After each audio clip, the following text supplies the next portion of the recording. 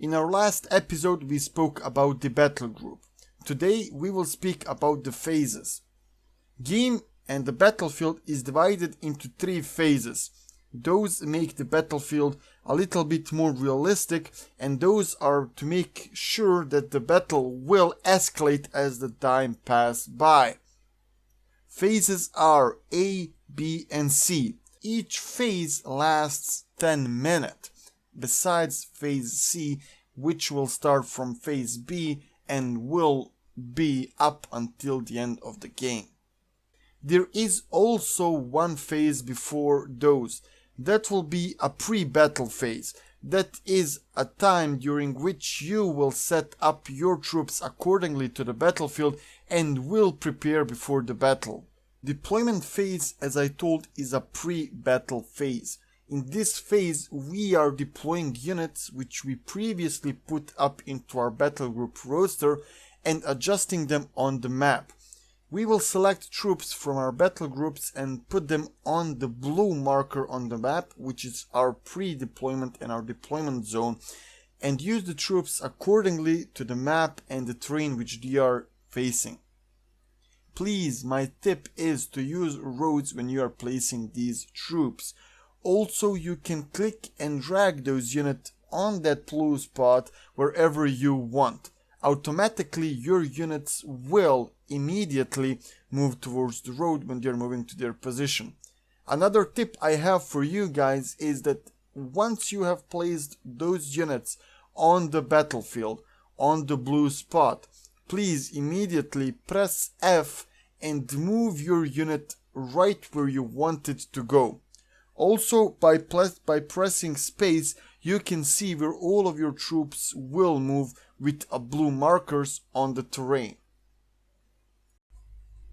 After we are done with placing our troops and once the actual battle starts, we go and we start with A, or a scouting phase.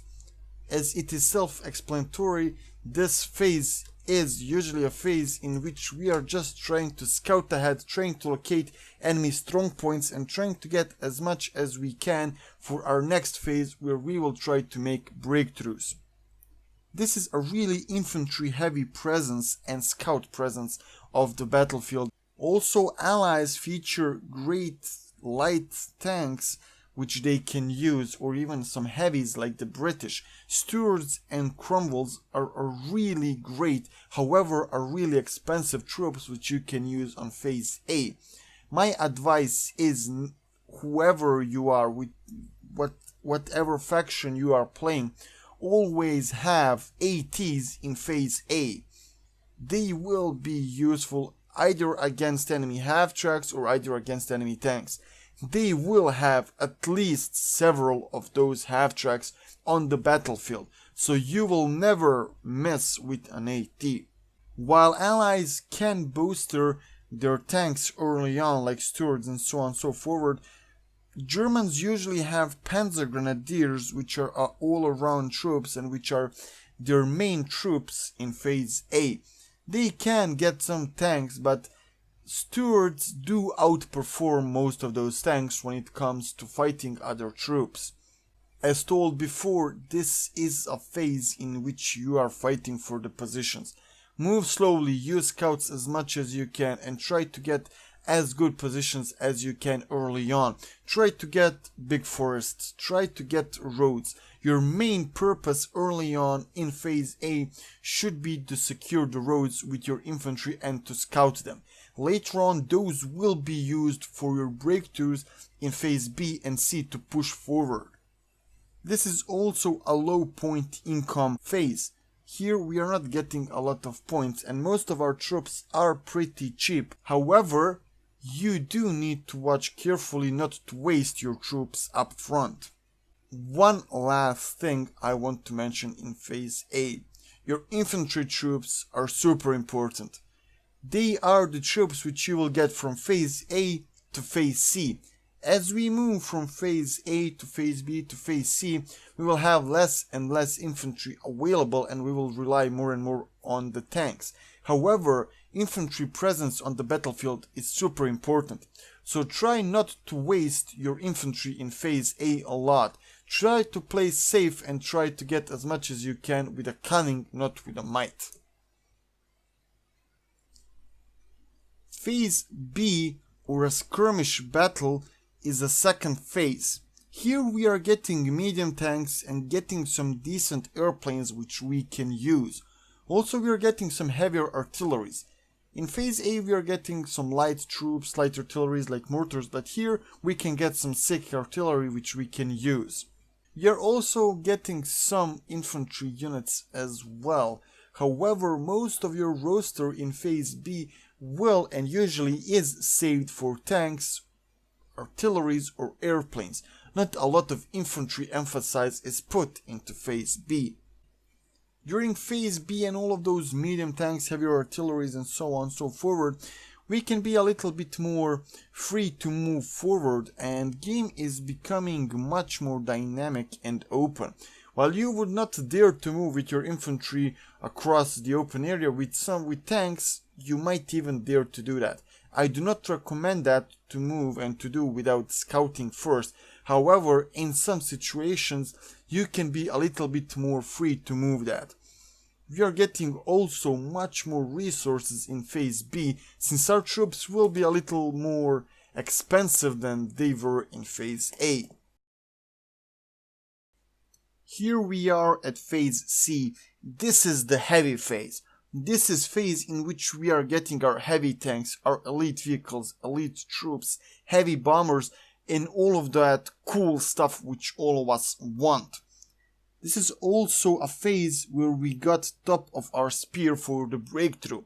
While we were able to make slight breakthroughs in phase B while getting some medium tanks, their armor was not that thick as you get with phase C. Here you can use your tanks to push forward and try to break through an enemy line which is heavily defended.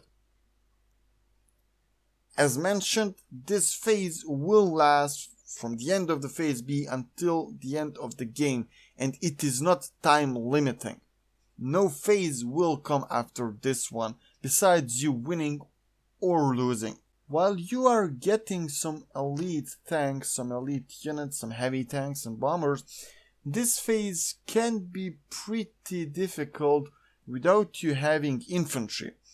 As I told, phase A is usually used for infantry and light troops. Phase B is used for medium tanks, some aircrafts and some artillery.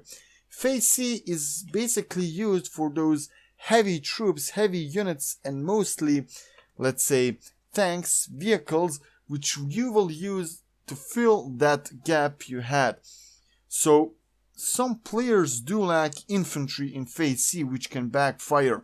So, it is again important that you played correctly in phase A or B with your infantry and that you did not wasted a lot of them. Also, here in phase C we will see our positioning and our scouting paying off. If you did that correctly in phase C, you will have a general idea where to move with your heavy tanks. You will know where enemy is, you will know from which direction to go, and you will know where it is safe to move.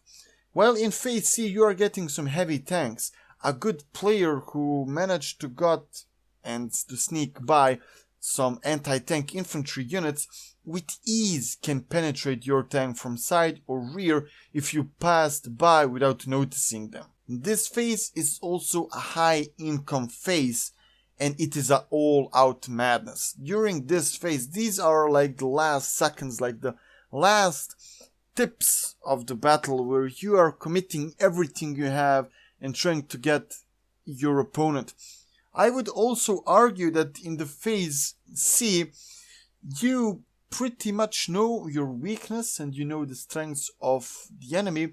And in the phase C, let's say it is you're either feeling your counter for the enemy or you are feeling your defense against the enemy.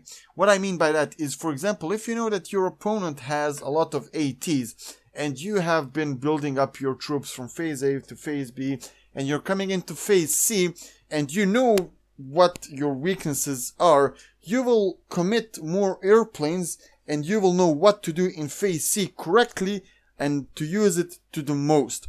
So in phase C, I would say that you can win some games, especially if you are German. However, again, I'm saying this is all relying on phase A and phase B. I would say, and I'm pretty sure, that phase C is pretty useless if you manage to lose phase A and phase B completely. You need to have either one good phase before phase C to have a successful breakthrough or a successful assault.